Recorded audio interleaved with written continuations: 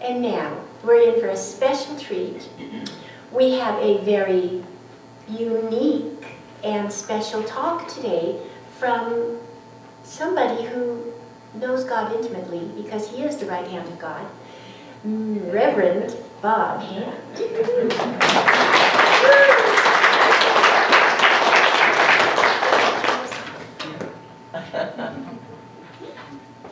Should we turn this on is the question. We on there? Good. Well, for those of you who typically come and hear me talk, are we reverberating a lot? Yeah. Reverb. So, there we go.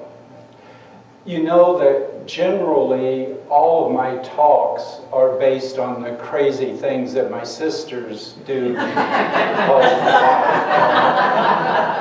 But because they're here today,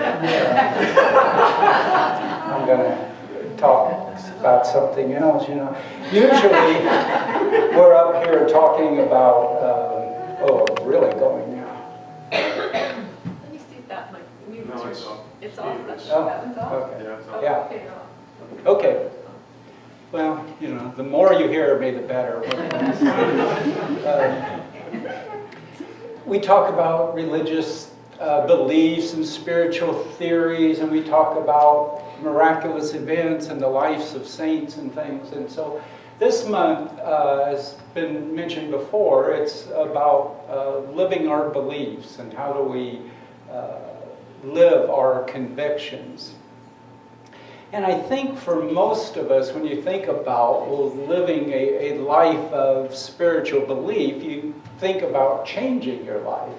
Since most of us, I would say, think we're not all the way into that at this point in time. So if we want to change our lives to live our convictions better, how do we go about doing that? And there's a very normal way that most of us go about changing our lives, and that's by changing the conditions around us, changing the things around us that we think affect our lives and control them. And our family was like that. I've probably mentioned this before. When I graduated from high school, I lived in 19 different houses. Up until through 7th grade, I had never gone to one school more than a year. And my dad changed jobs. We moved different places. I know there was always that concept of, you know, we're going someplace new and things are going to be different. It's going to be great.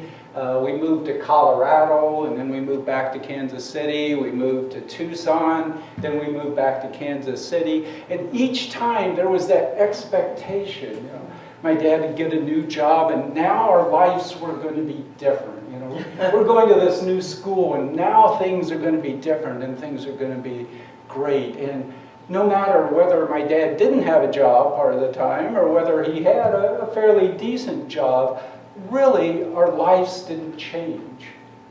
Our family interactions, the way we saw things, our values, none of that was changed by that. And I learned that lesson very well, because from the time I was just counting this up, from the time I graduated from high school until I moved here, I'd lived in 17 houses and had 9 different jobs during that period of time.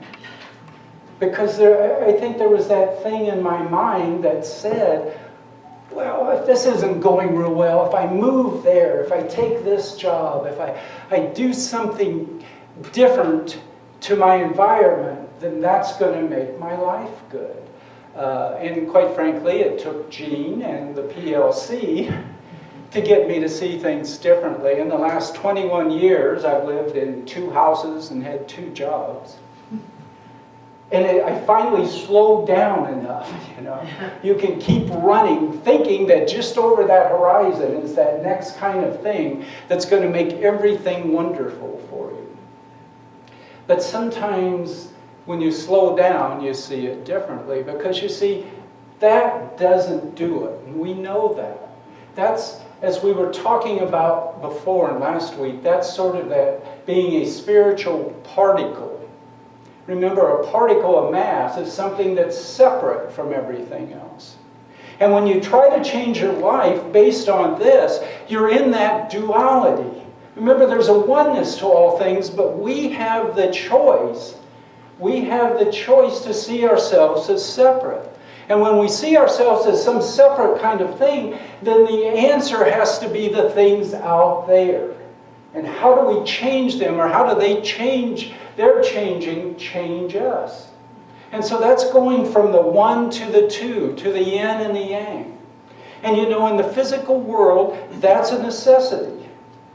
That separation, to a degree, is a necessity to living in the physical world. And yet, we buy into it as the real reality. There was another time I met this guy. We weren't really good friends, but, you know, we talked on occasion and stuff. And when we would, he would tell me about all of these problems because his job wasn't paying very well, and his wife only had this part-time job, and they always had money problems, and they were always arguing over these things, and just things didn't go very well. And then I actually hadn't seen him for several years, and then ran into him, and we kind of got together and started talking again. And his life had changed because he had got these major promotions, and he was making a lot more money. And his wife, when she had been working part-time, she was going through this training and now had this really good job. And he told me about the new house they had and the new cars they had and all of the great things they were doing. But the more we talked, the more it sounded the same. Because as he talked about all of these new things, well, they still had to pay for. And so there was still the financial problems, and there was still the arguments over what you're going to spend your money on. And so their lives on the outside had changed radically, only their lives on the inside hadn't changed at all. And so to live our conviction, to change, what's the other way to go about it? And Gandhi said, become the change that you want to see in the world. And you know that the Master Jesus, in talking about looking for things, said, first go to the kingdom. Turn first to the kingdom. In other words, the kingdom within us. There was a woman who lived, I think it was in the 1500s in England. And, you know, she lived in this little village and had walked to the other village and was coming back and was sitting there resting. And this man came up to her. And, of course, she was a little nervous about that at first. But he was really nice. And she was there kind of looking really depressed. And he was asking her how her life was. And she said, you know, it's really hard. She said, my family was always having problems, and my parents argued, and my parents would hit me, and things were just, you know, it was never good. And I got married, and I thought, now my life is going to be different. It got her out of that house. And she said, you know, it's all just the same. We still have all these problems. I'm still arguing. I find myself hitting my kids just like I was hit. And things just never seem to get better. And the guy said, well, you know, maybe this is what was meant to be. Because he said, I have this charm. And it really, says you'll find it hard to believe, but it really has magical powers. And he said, many people want it. There's these bad guys who have been following me, and they want to get this charm from me, but I know they're not good people, and I don't want to give them to them. I just need a little money. I would sell it to you. I know you don't have a lot, but I think it would be meaningful. And she said, well, she had taken some sewing over this other village. She had just this little money. Of course, they didn't have much. Should she do that? And he convinced her this was going to change her life. Buy this charm. And so she did it. And he said, but hide it away because other people will want it. People are jealous of it. And so she would put it around her neck and hide it. And she got back. And the problems were the same. And she would take it out at night and hold it and beg to make things better and say, I know this charm can help me. And she would do that every time there was a problem. And she'd take this charm out and talk about how good it is, how she knows this charm can make life better. And 6 months later, she's talking to some friends and talking about things and realizing, wow, my life is really better. I'm not arguing with my husband anymore. I'm getting along with my kids. This charm has changed my life. This man was a magician. And then just after that, she had to go into the bigger city. She didn't usually go in there, and into the center. And there in the stocks was the guy who had sold her this charm. And she's shocked, and she said to somebody, why is he in there? And said, well, this guy's a charlatan. He goes around taking things from people and selling fake charms and all of this sort of thing. We finally caught him, and we have him here in the stocks.